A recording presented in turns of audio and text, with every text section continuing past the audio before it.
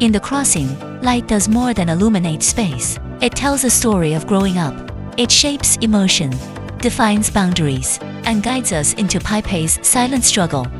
I will analyze each of the elements of lighting and the role of lighting design in films. The film relies heavily on practical and natural lighting. Desk lamps, neon signs, and daylight through windows. In this shot, the desk lamp serves as the key light source against a dimly lit environment, subtly conveying the lonely reality of Paipei's living conditions. Through the pervasive neon radiance, the cinematography articulates the city's visceral tactility. The deliberate use of diffused daylight through windows establishes a sterilized aesthetic, distinguishing the academic environments. Within the film's visual narrative, the lighting design is very different from that of smuggling scenarios. The scene maintains the tungsten practical as its key light, deliberately omitting fill lighting to keep the characters suspended between light and shadow. Though physically sharing the same space, Paipa and her father never occupy a unified lighting scheme, a visual metaphor for their emotional estrangement. The persistently underlit interior further reflects the fragmentation of familial bonds. The overhead mahjong table lamp serves as the dominant key light, casting a dramatic toplight on Hua, the smuggling ringleader.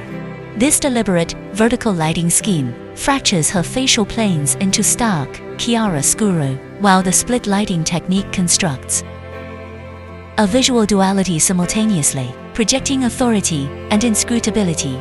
The calculated interplay of illumination and shadow becomes a physiognomic metaphor for her calculated cunning. The resulting anti-illumination aesthetic transforms darkness from absence into an active narrative force, materializing helplessness through the very denial of visual information. The shot employs a harsh overhead key light that sculpts the protagonist's facial structure through exaggerated skeletal shadows. This vertically oppressive illumination creates a visceral sense of existential weight, as if the light itself were crushing the character under its unrelenting scrutiny. In the scene where two female students sneak up to the roof, the director used a primarily white palette. The use of white evokes a sense of openness and purity in the space. It represents both the vulnerability and uncertainty of adolescence. In this scene where the main characters share a quiet meal together, the director intentionally uses warm yellow lights to create a temporary sense of intimacy and emotional warmth. Psychologically, yellow evokes a sense of comfort and connection, providing viewers with a brief respite in the tumultuous reality of the character. This is the scene where I find the use of lighting to be the most outstanding in the entire film. Red light creates a halo effect with low contrast but high emotional concentration in the image. Red not only signifies the dangerous edge, but also symbolizes youthfulness, sexuality, and the ambiguity and chaos of character relationships. Under red light, the female lead's face is half in shadow and half flushed, indicating that her contradictory emotions are mostly fully illuminated and dominate spatial tension.